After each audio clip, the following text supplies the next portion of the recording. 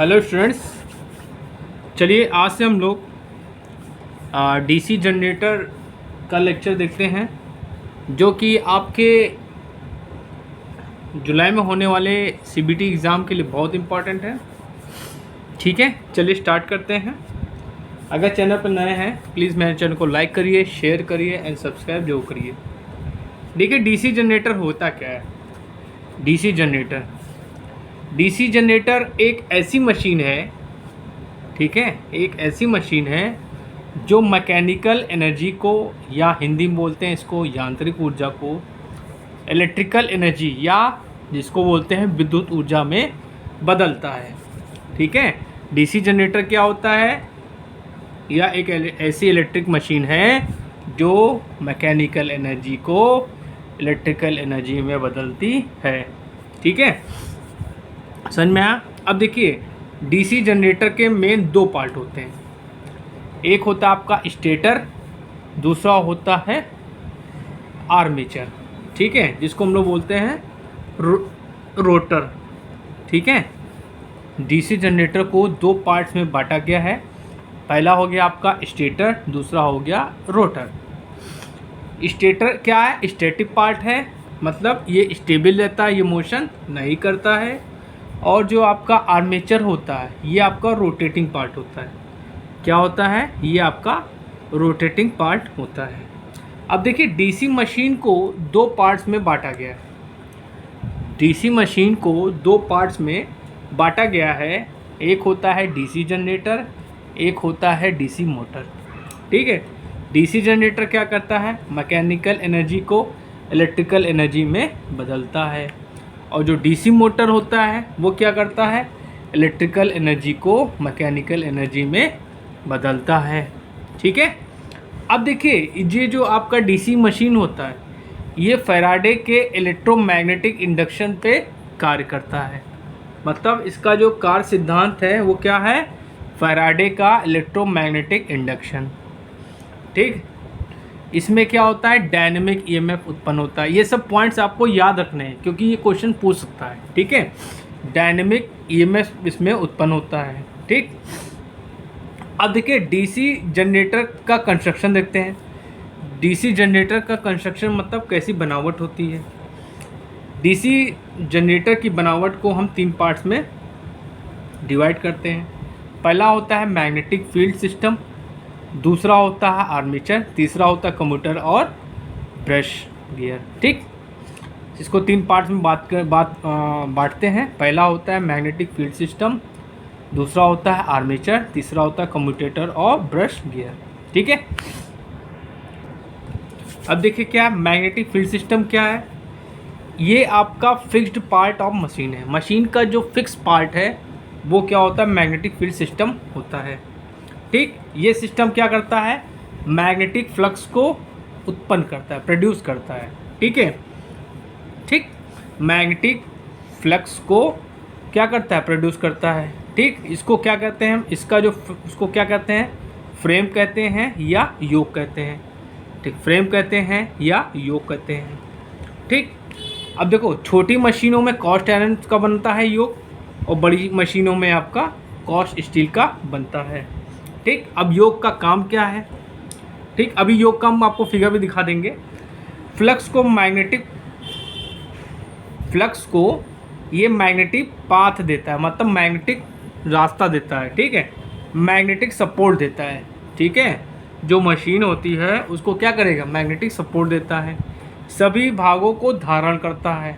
ठीक है, सभी भारों को क्या करता है? सभी भागों को क्या करता है? धारण करता है, बाहरी आघातों से बचाता है। जो आपका मशीन है उसको बाहरी आघातों से बचाता है। चलिए योग का फिगर हम आपको दिखा देते हैं।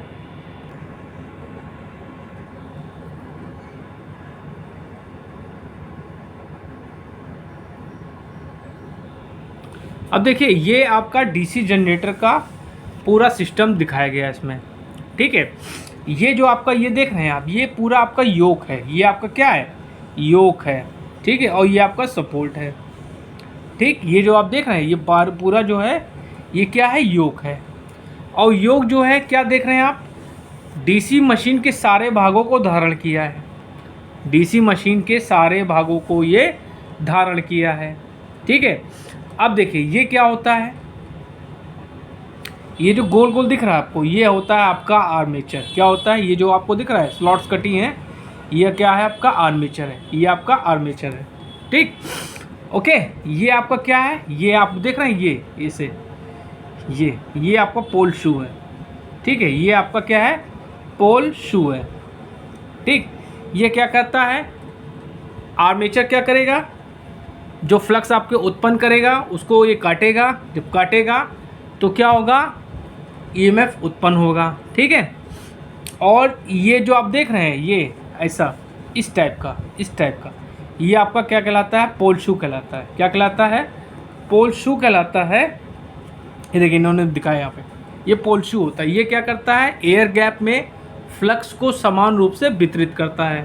ठीक, ये जो देख रहे हैं आप, ये अंदर जो गोला है, ये आपका क्या है, कम्यूटेटर है। क्या है आपका, कम्यूटेटर है। कम्यूटेटर क्या काम करता है, एसी को डीसी में बदलता है, और एसी को डीसी में और डीसी को एसी में बदलता है। ठीक है, और ये आपके क्या है, पोल्स हैं।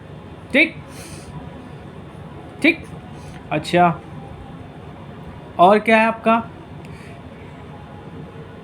ये देख रहे हैं आप, ये फील्ड वाइंडिंग है, ये आपकी फील्ड वाइंडिंग है। ठीक, तो ये मैंने आपको डीसी मशीन का पूरा स्ट्रक्चर दिखा दिया। ठीक, अब इसके बाद बात करते हैं हम आर्मेचर क्या होता है। चलिए, जो आप देख रहे हैं ये गोल गोल, ये जिस पे ये स्टेबल होते हैं इसको बोलते हैं सॉफ्ट। क्या बोलते हैं, सॉफ्ट बोलते हैं। ठीक है, सॉफ्ट बोलते हैं। ठीक है, चलिए अब हम रोटेटिंग पार्ट्स के बारे में डिस्कस करते हैं। अब देखिए आर्मेचर क्या है, डीसी मशीन का जो मोशन करने वाला पार्ट है उसको हम लोग आर्मेचर बोलते हैं। ठीक है, डीसी मशीनों में इसको हम लोग आर्मेचर बोलते हैं, और एसी मशीनों में इसको हम लोग रोटर बोलते हैं। ठीक, आर्मेचर क्या है, rotating part of the machine, ये मशीन का रोटेशन करने वाला पार्ट है। ठीक, ये कैसा होता है, ये सिलेंड्रिकल होता है। क्या होता है, ये आपका बेलनाकार होता है। ठीक है, और बना किसका होता है, मेल्ड ऑफ सिलिकॉन स्टील। किसका बना होता है, मेल्ड ऑफ सिलिकॉन स्टील। वो सिलिकॉन स्टील की जो थिकनेस होती है क्या होती है, 0.35 mm से लेकर 0.5 mm होती है। ठीक, अब जो आपकी सिलिकॉन स्टील होती है उसको हम लोग जो इसकी जो कोर होती है वो हम लोग सिलिकॉन स्टील का क्यों बनाते हैं, इसलिए बनाते हैं कि जिससे आपकी सैथिल हानियाँ क्या हो, कम हो सकें। ठीक है, टू रिड्यूस हाइड्रोलिसिस लॉसेस, मतलब सैथिल हानियों को कम करने के लिए हम लोग सिलिकॉन स्टील का प्रयोग करते हैं। कभी कभी आपसे क्वेश्चन पूछ लेगा कि हाइड्रोलिसिस लॉसेस का फॉर्मूला क्या होता है, तो ये फॉर्मूला का है WH = KH Bmax की पावर 1.6 FV। ठीक है, अब इनको हम लोग लैमिनेट भी करते हैं। ठीक है, क्या करते हैं, लैमिनेट भी करते हैं। लैमिनेट क्यों करते हैं, ये अक्सर क्वेश्चन पूछा जाता है कि जो आपका कोर है उसको हम लोग लैमिनेट क्यों करते हैं। इसलिए लैमिनेट करते हैं जिससे आपकी भंवर धारा हानियाँ क्या हो, कम हो। भंवर धारा हानियों का काम फॉर्मूला क्या है, W = KE Bmax square F² T² V। ठीक, अच्छा, अब देखिए जो आपका EMF उत्पन्न होता है, ठीक है, वो कहाँ उत्पन्न होता है, आर्मेचर में होता है। कहाँ होता है, आर्मेचर में होता है, और ये हमेशा क्या होता है, AC होता है। ये भी बात आप याद रखेंगे। अब चलिए हम लोग कम्यूटेटर के बारे में डिस्कस करते हैं। कम्यूटेटर क्या होता है, आर्मेचर पे स्थापित किया जाता है। ठीक ठीक, कम्यूटेटर किसका बना होता है, देखो कम्यूटेटर को हम लोग हिंदी में बोलते हैं दिक् परिवर्तक। क्या बोलते हैं, दिक् परिवर्तक। ये बना किसका होता है, हार्ड रॉक कॉपर का बना होता है। ठीक, हिंदी में इसको बोलते हैं कठोर कर्षित तांबा। ठीक, इसको हम लोग क्या कहते हैं, मैकेनिकल रेक्टिफायर भी कहते हैं। इसको हम लोग क्या कहते हैं, मैकेनिकल रेक्टिफायर भी कहते हैं। अब देखिए डीसी जनरेटर में ये क्या करता है, एसी को डीसी में बदलता है, और डीसी मोटर में डीसी को एसी में बदलता है। ठीक, इसी से कनेक्टेड होता है आपका ब्रश। क्या होता है, ब्रश। ठीक है, इससे कनेक्टेड आपका क्या होता है, ब्रश होता है। वो क्या करता है, बाहरी सर्किट को धारा देता है। बाहरी सर्किट को क्या करता है, धारा देता है। और बना किसका होता है, कार्बन और ग्रेफाइट का। ठीक, ये भी क्वेश्चन कई बार पूछा गया है कि कम्यूटेटर किसका बना होता है और डीसी जनरेटर में क्या करता है और डीसी मोटर में क्या करता है। ये सब क्वेश्चन आपको याद रखने चाहिए, इन्हीं में से क्वेश्चंस आपके बनेंगे। ठीक, और ब्रश क्या होता है, कार्बन और ग्रेफाइट का बना होता है। जहां हमको ज़्यादा करंट चाहिए होती है वहाँ पर हम लोग कॉपर का प्रयोग करते हैं। अब देखिए डीसी जनरेटर के प्रकार कितने होते हैं, ये भी आपको पता होना चाहिए। पहला होता है सेपरेटली एक्साइटेड डीसी जनरेटर, जिसको हिंदी में बोलते हैं पृथक उत्तेजित डीसी जनरेटर। ठीक, पहला क्या होता है, सेपरेटली एक्साइटेड डीसी जनरेटर, जिसको हिंदी में बोलते हैं पृथक उत्तेजित डीसी जनरेटर। दूसरा होता है शंट वाउंड डीसी जनरेटर। ठीक है, ठीक है, शंट वाउंड डीसी जनरेटर। दूसरा होता है सीरीज वाउंड डीसी जनरेटर और चौथा होता है कंपाउंड डीसी जनरेटर। ठीक है, चलिए इनके बारे में हम डिस्कस करते हैं। अब देखिए डीसी प्रकार में देखते हैं, पहला सेपरेटली एक्साइटेड डीसी जनरेटर। देखिए सेपरेटली एक्साइटेड डीसी जनरेटर ये आपकी, देखिए ये आपकी क्या है, क्या होता है, ये आपकी फील्ड वाइंडिंग है और ये आपकी आर्मेचर वाइंडिंग है। देख रहे हैं आप, ये आपकी फील्ड वाइंडिंग है, ये आपकी आर्मेचर वाइंडिंग है। ठीक, जब फील्ड वाइंडिंग को हम दूसरे सोर्स के द्वारा, सोर्स क्या हो सकता है आपका, बैटरी हो सकता है ठीक, सॉरी, जब सोर्स को हम दूसरे सोर्स के द्वारा फील्ड को एक्साइटेड करते हैं, ठीक है, क्या करते हैं, जब जनरेटर की फील्ड वाइंडिंग को हम दूसरे सोर्स के द्वारा एक्साइटेड करते हैं तो उस प्रकार के जनरेटर को हम लोग सेपरेटली एक्साइटेड डीसी जनरेटर कहते हैं। ठीक, क्या लिखा है, फील्ड का उत्तेजन बाहरी सोर्स के द्वारा किया जाता है। ठीक, अच्छा, अब सोर्स क्या हो सकता है, बैटरी हो सकता है, इसमें क्या होगी, कम वोल्टेज होता है और ज़्यादा धारा होती है। ठीक, अच्छा, अब देखिए यहाँ पे हमने सप्लाई दी, यहाँ पे बैटरी के द्वारा सप्लाई दी, सप्लाई क्या होगी, वीएफ हो गई, तो बाय द ओम्स लॉ क्या हो जाएगा, इसका रेजिस्टेंस आरएफ हो गया और इसमें करंट फ्लो होगी आईएफ, तो VF equal to RF into IF. तो अगर हम इसमें फील्ड करंट की वैल्यू निकालेंगे तो क्या होगा, IF equal to VF upon RF. ठीक, अब इसमें जो करंट होगी आर्मेचर करंट, वही आपकी लोड करंट होगी, तो armature current equal to IL current into I. ठीक, अब देखिए यहाँ पे अगर हम केवीएल लगाते हैं, ठीक, तो केवीएल लगाने पे माइनस ईजी होगा प्लस यहाँ पे वोल्टेज ड्रॉप आर्मेचर में क्या होगा, आई ए आर ए होगा प्लस वी इक्वल टू 0। तो जब हम आर्मेचर करंट की वैल्यू निकालेंगे बच्चों, जब हम आर्मेचर करंट की वैल्यू निकालेंगे तो क्या आएगा, EG minus V upon R A. ठीक, अच्छा, इसमें जो पावर जनरेट होगी वो क्या होगी, ईजी आई ए होगी। ठीक, और जो बाहरी परिपथ है उसकी शक्ति जो दी जाएगी वो क्या होगी, वी इंटू आई एल होगी। ठीक, अब देखिए सीरीज जनरेटर देखते हैं क्या होता है। देखिए सीरीज जनरेटर होता है, इसको हम लोग बोलते हैं सेल्फ एक्साइटेड डीसी जनरेटर। ठीक है, इसके अंदर क्या होता है, रेजिडुअल मैग्नेटिज्म का गुण पाया जाता है। ठीक, अच्छा, अब इसको सीरीज जनरेटर इसलिए कहते हैं कि आर्मेचर को के साथ हम फील्ड वाइंडिंग को सीरीज में जोड़ देते हैं, इसलिए इसको क्या बोलते हैं, सीरीज जनरेटर बोलते हैं। अब ध्यान देने की बात यह है कि इसमें जो फील्ड वाइंडिंग यूज़ होती है उसमें टर्न्स क्या होते हैं, कम होते हैं। हमेशा याद रखिएगा, इसमें टर्न्स क्या होते हैं, कम होते हैं और मोटे तारों का प्रयोग करते हैं। ठीक, इसमें जब हम केवीएल लगाएंगे, ठीक है, इसमें जब हम केवीएल लगाएंगे तो उसमें जो आर्मेचर करंट की वैल्यू होगी वो क्या होगी, EG minus V upon R A plus R S C. आपको इतना ही याद रखना है क्योंकि आप लोग आईटीआई के बच्चे हैं। ठीक है, ये तो बाकी सब बीटेक और डिप्लोमा के लिए है। ठीक, अच्छा, अच्छा, इसमें जो जनरेटर पावर होगी कहाँ, आर्मेचर में, आर्मेचर में जो जनरेटेड पावर होगी वो क्या होगी, ईजी आई ए होगी। ठीक, और जो बाहरी सर्किट होंगे उनको जो शक्ति दी जाएगी वो क्या होगी, वी इंटू आई एल। अच्छा, आप ध्यान से सुनिए, मुद्दे की बात बताते हैं। इसमें से क्वेश्चन पूछता है कि डीसी सीरीज जनरेटर का प्रयोग कहाँ करते हैं, तो डीसी सीरीज जनरेटर का प्रयोग हम लोग बूस्टर की तरह प्रयोग करते हैं। डीसी ट्रांसमिशन लाइन में बूस्टर की तरह इसका प्रयोग हम लोग करते हैं, और इसका वोल्टेज रेगुलेशन सबसे ख़राब होता है। ये भी क्वेश्चन पूछा जाता है। ठीक, ओके। और ठीक है, चलिए अगला देखते हैं डीसी शंट जनरेटर। अब देखिए शंट जनरेटर, शंट मतलब कि जब फील्ड वाइंडिंग को हम आर्मेचर के साथ समांतर में जोड़ देते हैं तो वो शंट बन जाता है। ठीक है, इसलिए इसको बोलते हैं शंट।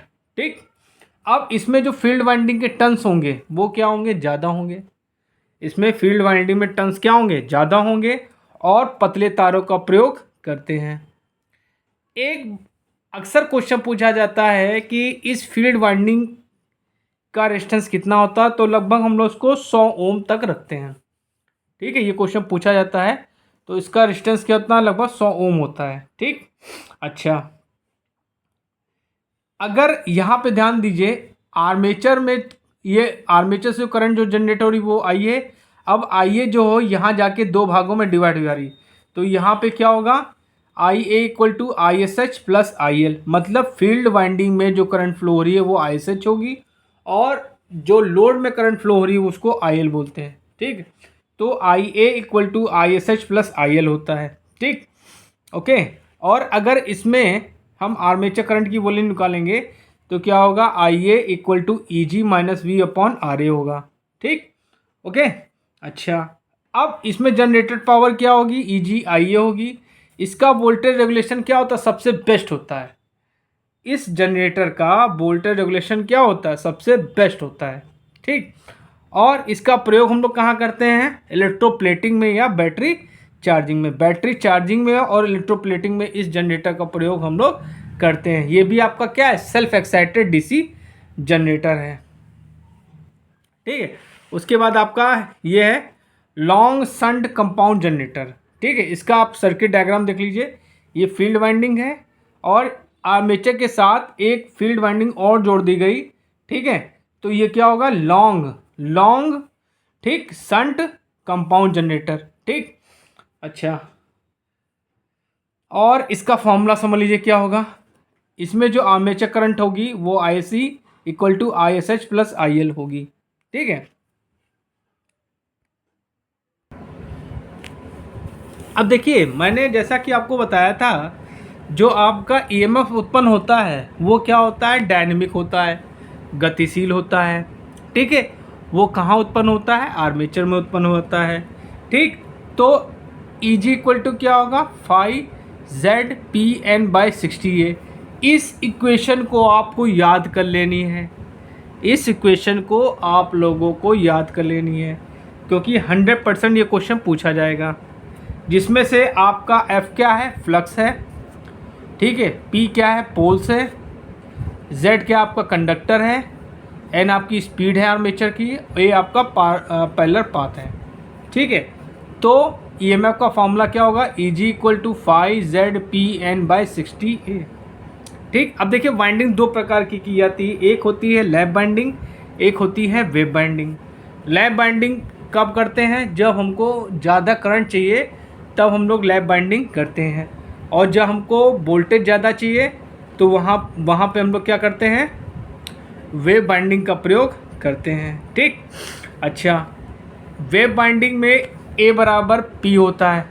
जो समांतर पथ होते हैं वो पोल्स के बराबर होते हैं, तब उस कंडीशन में EMF का फॉर्मूला क्या होगा, Eg इक्वल टू 5ZN/60A होगा। ठीक, वेव बाइंडिंग में क्या होता है, EMF का फॉर्मूला A बराबर 2 होता है। पोल्स समांतर पथ आपके पोल वेव बाइंडिंग में 2 होते हैं, तो EMF का फॉर्मूला होगा 5ZPN/120। ठीक, अब देखिए वेव बाइंडिंग EMF और लैप बाइंडिंग EMF में रिलेशन क्या होता है, EW equal to P/2 into EP। EW मतलब क्या है, वेव बाइंडिंग EMF, EP क्या है, लैप बाइंडिंग EMF। ठीक है,